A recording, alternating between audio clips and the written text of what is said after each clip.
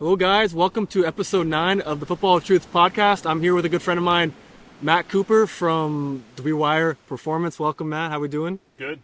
Solid. Appreciate you having me. Appreciate the backdrop as well. Gotta say best location I've ever shot a podcast at. First of many, I'm sure. As you know, Football Entangled is all about soccer, football. Matt is primarily a basketball UFC, but also works with a lot of other sports.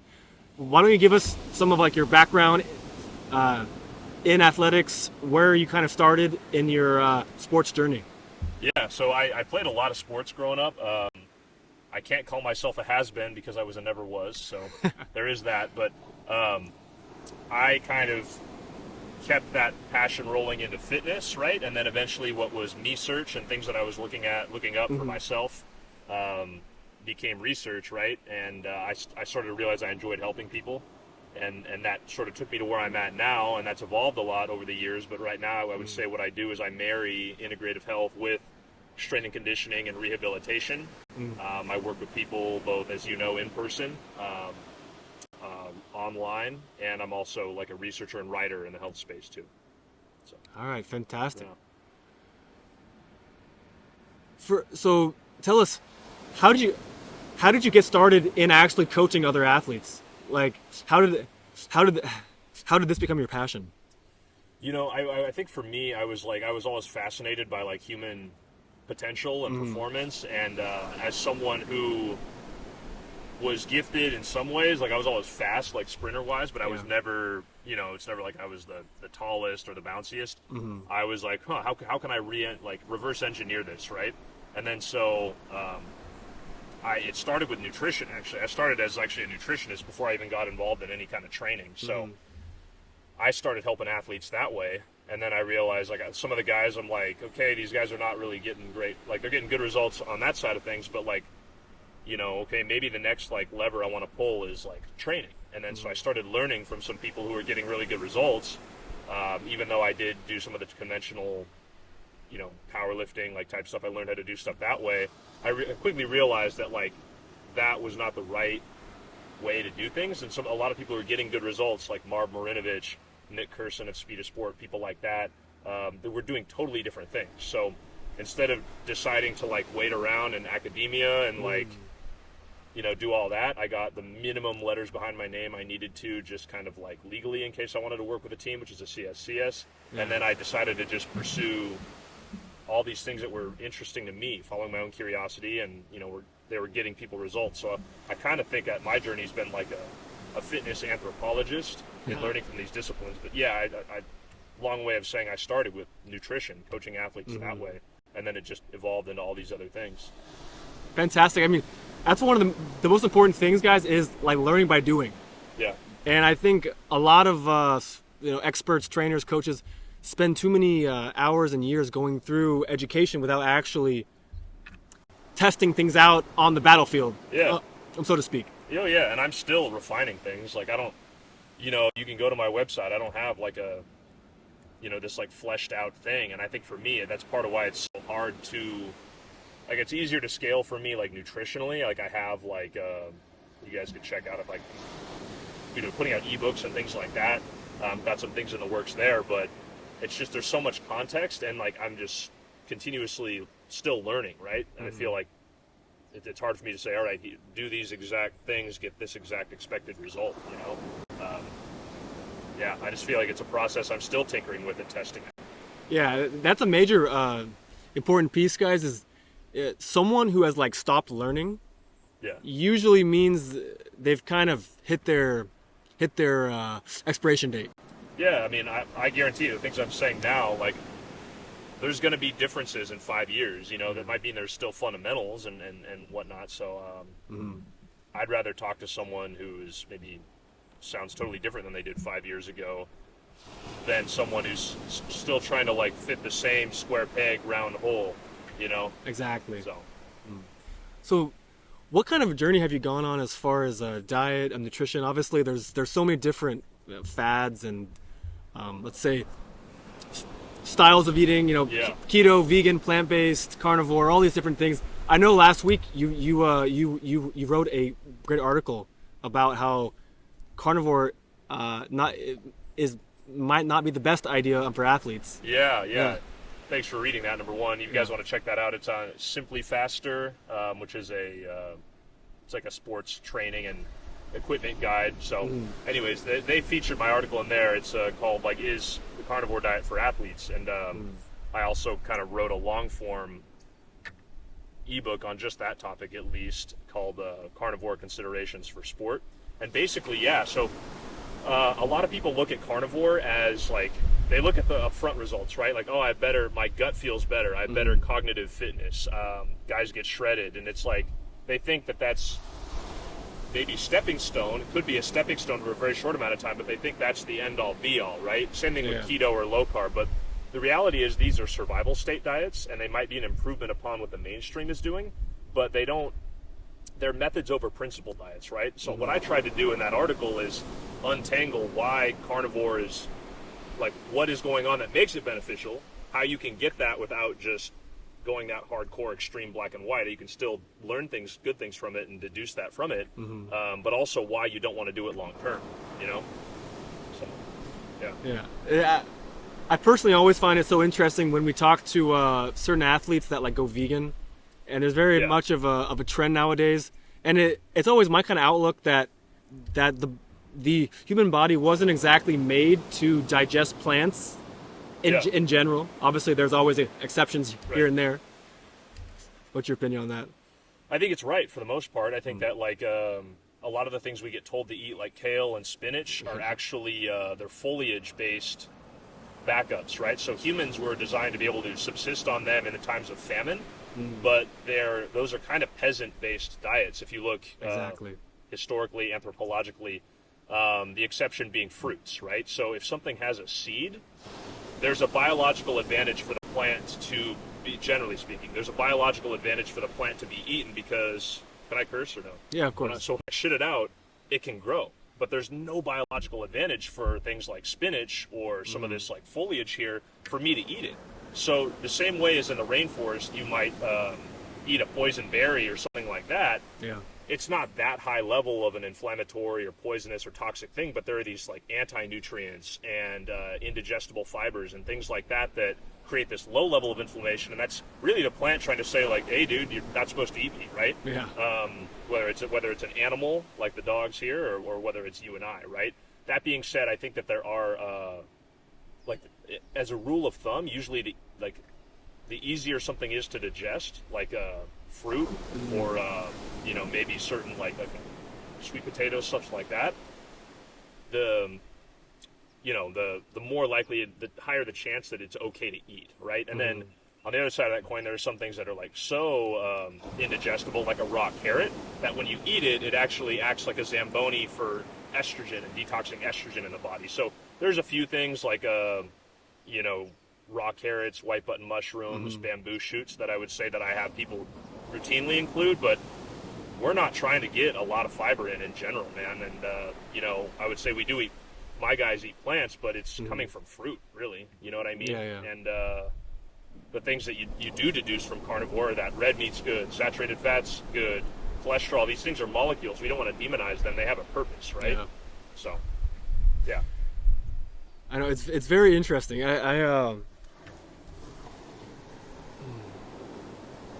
What do you think about the importance of eating? So, like, for example, like fruit. Yeah. Eating fruit in December versus eating fruit in the summer. Things when things are in season, local and fresh. Versus, because like for example in England where there's the biggest soccer league in the world, right. They have all these pro players. They're having fruit flown in from across the world, and they're like eating bananas in December in England.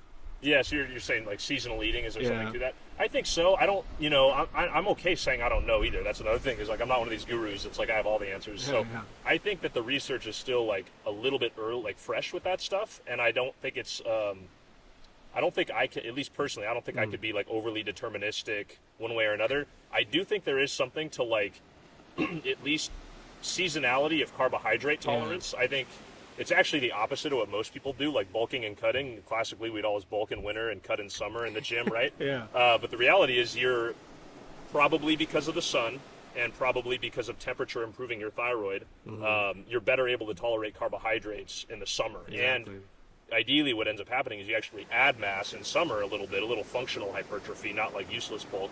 And then probably what we, maybe or maybe not evolved to do was have a little bit extra on us for wintertime when there maybe was less scarce food, and then we end up, burning a bit of fat then. So, In the cold, yeah. Yeah, I mean, I personally, like, I think it's also personal too. Like, you and I, it's sunny year round here basically, so our carb you could theoretically reason that our carb tolerance is probably gonna be a lot higher than if you and I lived in the Pacific Northwest. But I think if you look at like anthropologically some research too, the Russians would actually try to, a very cold, overcast place in the winter, they would try to bypass some of that by using like light therapy, right? They would prefer the sun, but one of the few pieces of biotechnology that probably is like super important and ubiquitous is red light therapy. So they would do different like red light, maybe UV light, things like that to try to improve athletes' performance in general. But yeah, I do think there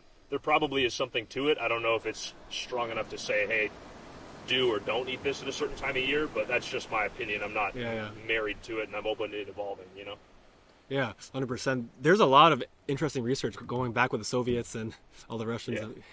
Yeah. But different story. Yeah. Shifting to on the training, because so guys, like Matt was one of the first big influences for me in terms of shifting from the normal gym, muscle-based, let's say like bodybuilding, traditional weightlifting mindset, and kind of introduced a lot of new ideas to me. So can you share with the guys just how you differ from like the normal stuff you see nowadays? Yeah. It's hard to kind of like bracket that, but, a lot of training that you see is like wham, bam, beat 'em up training. It's like, and it's like adaptive like stuff. It's also like kind of been dominated by powerlifting, right? When the NSCA, I don't want to say that they're not like bad or evil necessarily, but similar to like how big pharma kind of owns a monopoly on health in a very well-meaning way. They're not evil. Like they've kind of like indoctrinated their own philosophy, which is then, they become the credentialing body like med school, and that sort of is what trickles down. So that's why you see a lot of training built around these powerlifting based patterns. Not to say I'm anti-strength, I'm pro-strength. It's just I might not do it in the conventional way all the time, right? Maybe some ways, but I would say a lot of what I'm doing is trying to also treat the body holistically too, and build up athletes' capacity, not just in a force expression way, but also in like, digging into some of the structural stuff fascially, not just muscularly, right? And how we need to like help athletes become better movers biomechanically, how to work on the software, the nervous system, not just the hardware like, most mainstream training does, right? And so not just output-based training like force expression, but also force absorption, force tolerance, things like that. Motor control, like your sensory system's perception of its environment, right? Things that tend to get glossed over. So I would say I do my best to combine those things and try to create more adaptable athletes who are also capable of like expressing high force, right? Yeah. That was one of the first things with you that I found is the idea that bilateral barbell lifting has an effect on actual coordination. Yeah. And how you can actually express yourself on the field, right? Because in almost every sport, you aren't moving in a bilateral stance, right? For sure, not at all. Yeah, and I think that's also like a good time to bring up, like, speaking of the structural. If you look at like Postural Restoration Institute or PRI, they have some really good practitioners. They have some that are not as good, but I think the lens through which they view the body is correct, even if the applied side isn't. There might be a little bit of lost in translation there, but they'll talk about how we're asymmetrical down to the genetic helix, and that as far as our development, that starts in the womb, and we're naturally usually counter-rotated to one side, one shoulder's lower than the other, one eye takes in more of the world versus one eye kind of focuses more, projects outward. Hip shifts, things like that. So I think on average, if you're only doing like too much bilateral training, you're only going to shift someone further into those compensation patterns, right? And historically, what you see is guys tend to push off the left because the left side, the left hip is more internally rotated. The foot then is stuck in a more of a propulsive state, stuck in a little bit more of a a pronated state. The right foot is and hip are kind of a little bit more force absorption bias. The foot's more supinated. So that's why you see in basketball is more the arena I dance in, but I think in soccer too, a lot of guys push off their left to go right, and a lot of guys with crossovers cross into their right, and do more deceleration, like step backs, based on that foot. So I think factoring in some of those asymmetries is important in training too.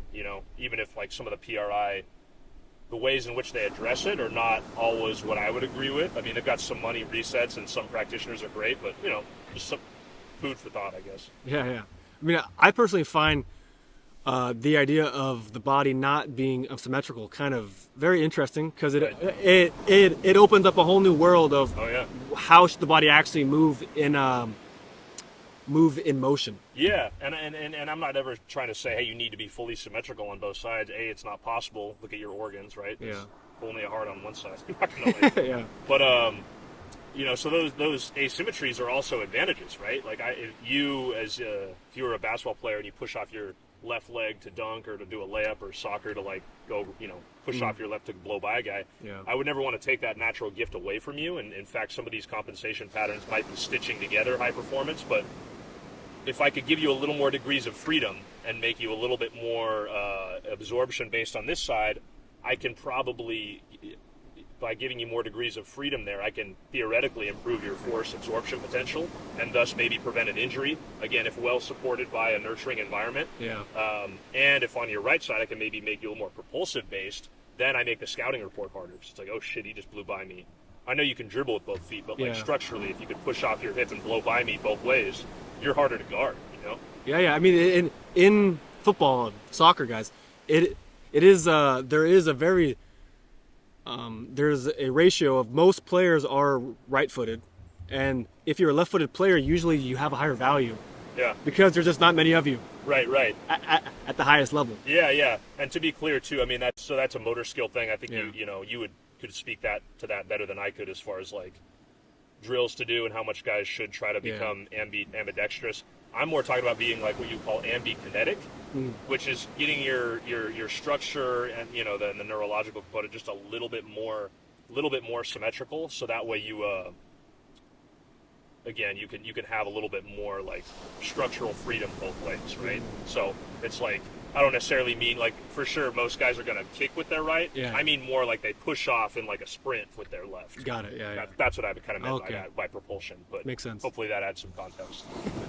Yeah, I think the next stage of this is talking about core strength, and what core strength is understood by mainstream professionals versus what is actual core strength, because a lot of the training that we see with college, high school, and pro athletes is a lot of bracing the core, a lot of planks, anti-rotation planks, sit-ups, all those kind of things. Yeah. And I think also you were one of the first guys that also kind of introduced that thought that the core shouldn't be braced while you're running. I appreciate that. I got to give credit to Serge Grakovetsky. He's not the first person that I learned dynamic core training from, but he's the one who talks about the spinal engine theory. That's right. He does not talk about the fascial component though, which other people have pointed out the fascia is important in that. He just talks more about from a structural bone standpoint, but he's right. All movement originates in the trunk, right? Here are the thorax and pelvis, right? So it's got to be important to make sure that's well integrated. But yeah, I mean, bracing can be a strategy in the weight room, but it should probably occupy a small percentage of your training. And what you should be really working on is tensioning up the fascia and some of the maybe more micro segmental muscles that hold together the prime movers, right? So that way you don't hold your posture holds you. Exactly. So these things these fascial and muscular adaptations naturally hold you in a pretty good joint stack, or naturally help you kind of have that tensegrity within movement, right? So without you having to manually cue it, which is only going to result in problems, right? Kind of like you saw with Markel Fultz having the thoracic outlet syndrome. Having to pull back your shoulders manually actually creates more issues like that. So you want your posture to be structurally kind of naturally held, and then you also want it to be reflexive in nature too. So we'll do some stuff where we're stimulating the posterior myofascial line from the muscles, right, that run along the spine, from the cervical all the way down into the, the back of the pelvis, so that guys are just naturally held here kind of automatically, right? So anyways, I think core training should be mostly like, more of it should be movement based for one, and it should be focused on natural ways in which your trunk and pelvis integrate in the gait cycle or in the movement patterns that you need, right? If it's a throwing sport. So 100%. I mean, a lot of athletes lose sight of, does their training actually convert into their sport? Right.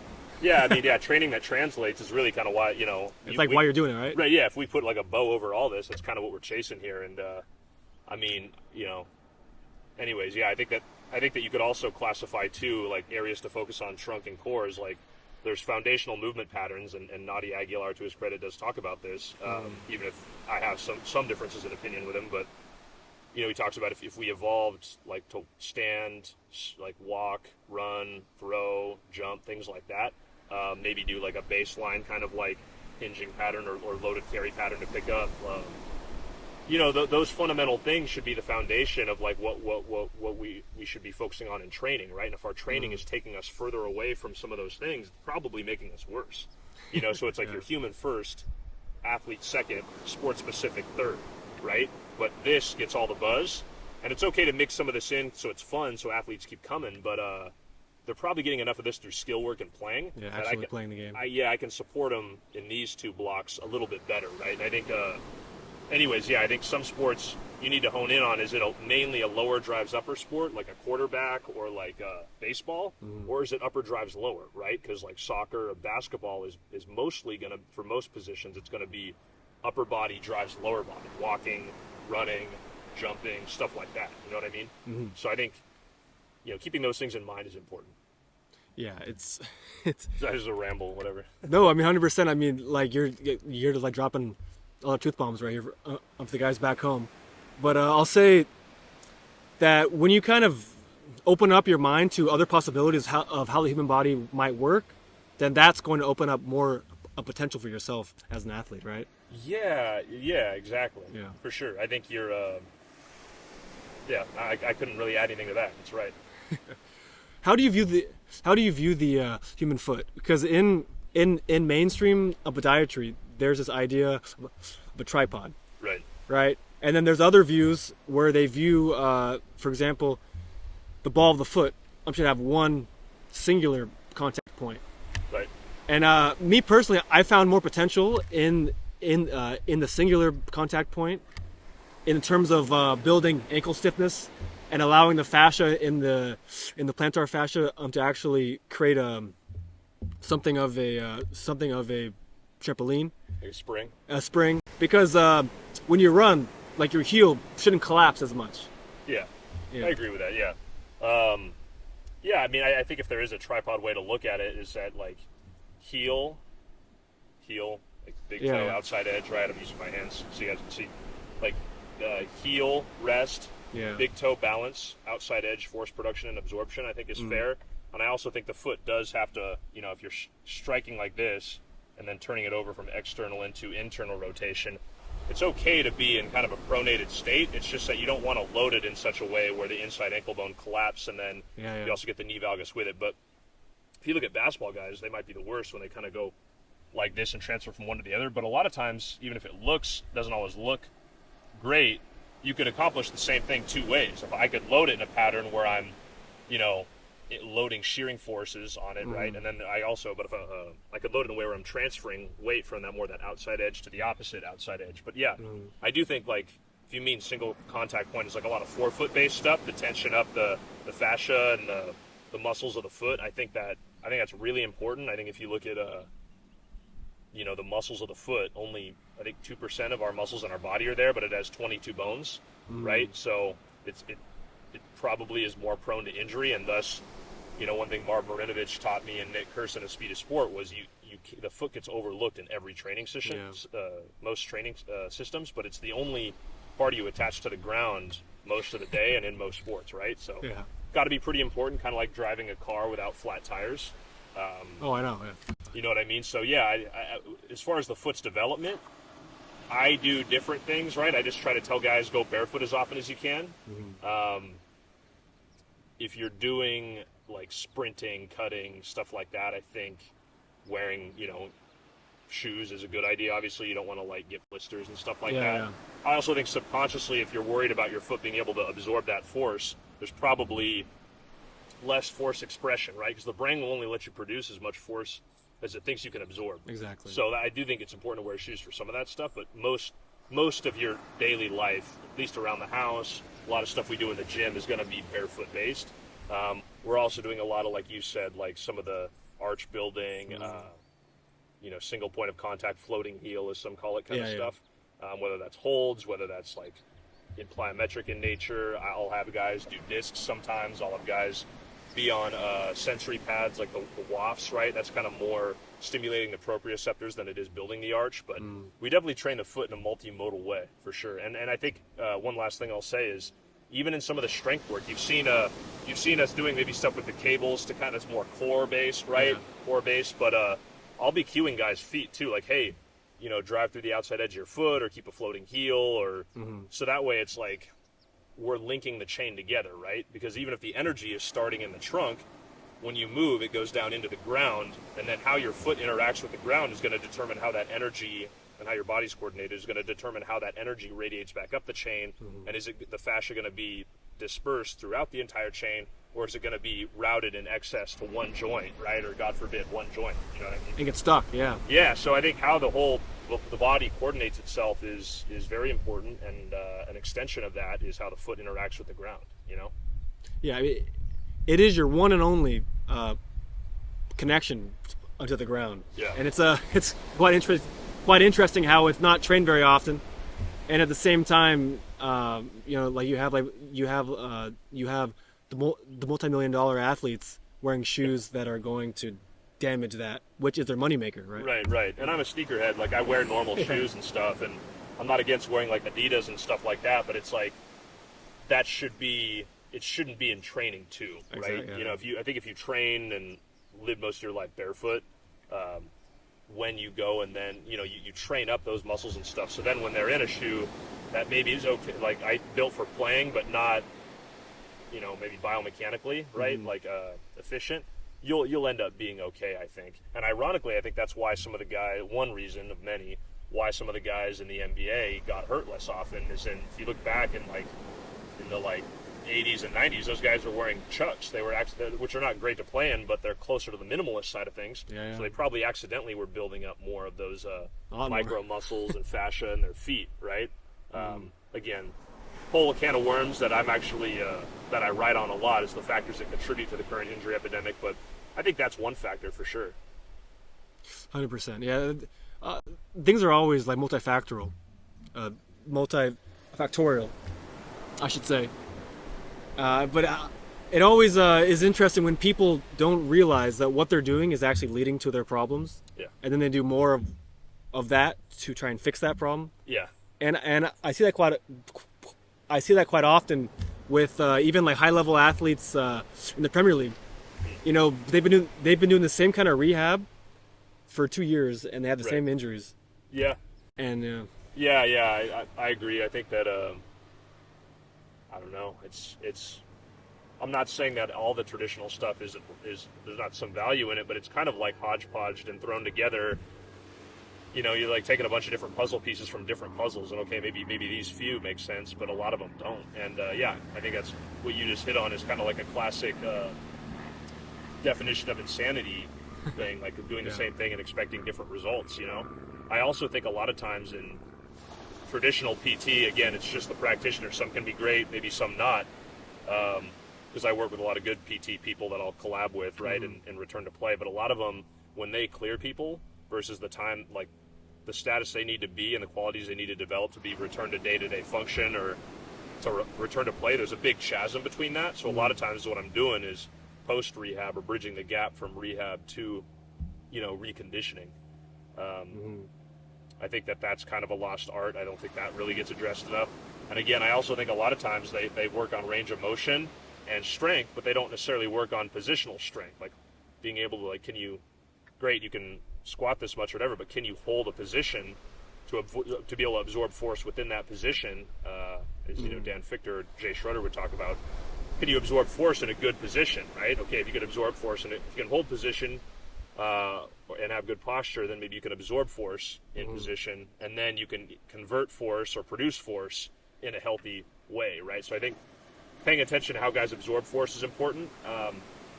I've had a lot of hoopers come through, or footballers, athletes of all kind, that if they went to a normal trainer, the trainer would just strap them to the Vertimax or do something like that.